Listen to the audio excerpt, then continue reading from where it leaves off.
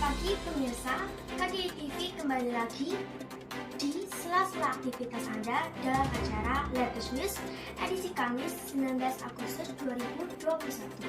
Bersama kami, Rina Itachi Zirlinda, Felicia Carla Dianta, Novendra Rio Abinaya, dan juga Angelin Graciana Agusnanda yang akan memberikan berita-berita terbaru dan aktual tentang solidaritas untuk Indonesia Maju yang kami rangkum dalam Latest News pagi ini. Mari kita simak berita pagi hari ini.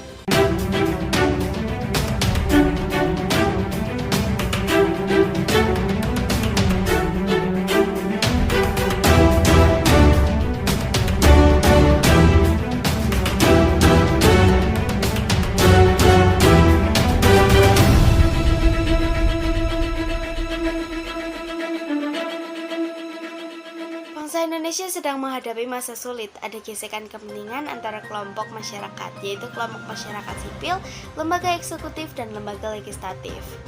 Agar tidak berkembang menjadi konflik sosial, bangsa ini perlu membangun kembali solidaritas. Sejarah menunjukkan solidaritas adalah kunci mengubah masa sulit menjadi era yang baru yang lebih cemerlang.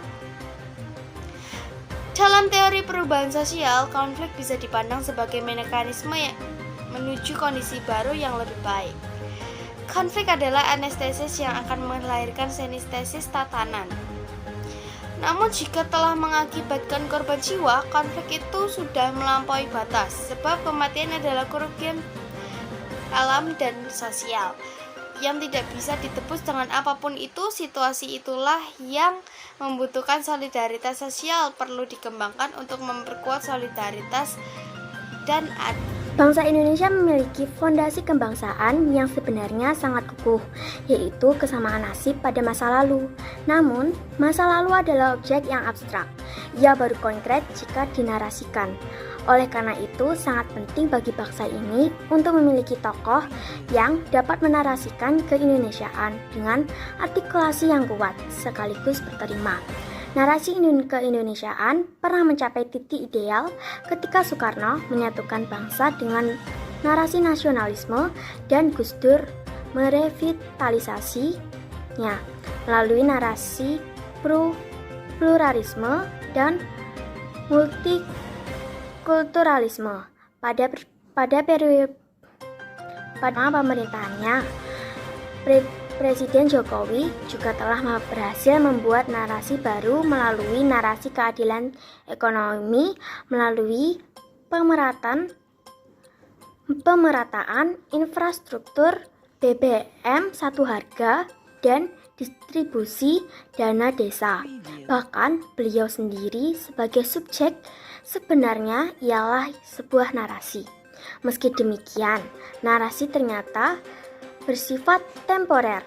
Sebuah narasi bisa menguat, melemah, atau bahkan menghilang, tergantung pada kontestasinya dengan narasi lain. Narasi keindonesiaan yang dibangun Presiden Jokowi berhadapan dengan narasi lain yang kontra. Oleh karena itu, saat ini diperlukan narasi kebangsaan baru yang lebih kuat dan relevan dengan kondisi bangsa mutakhir ini. Narasi baru itu harus mampu mengunggah imajinasi kebangsaan orang per orang dari dalam, bukan dari luar.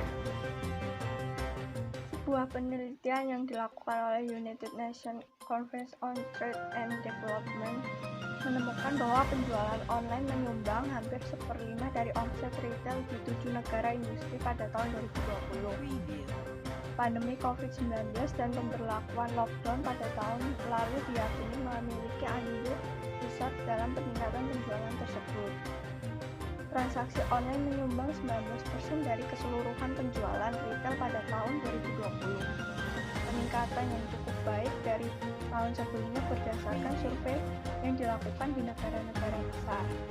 Bangkitnya e-commerce, data dari 13 perusahaan e-commerce teratas menunjukkan penurunan yang signifikan untuk perusahaan yang menawarkan layanan seperti ride-hailing, layanan berbagi tumpangan bagi para pengguna jasa transportasi massal.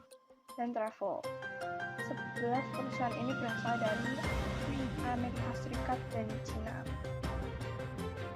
Iki minangka warta saka kanca-kanca Angelin lan Carla. Matur nuwun pemirsa kanggo nonton video berita iki nganti pungkasan. Ojo lali subscribe, like, and share. Iki kabeh saka grup G. Matur nuwun.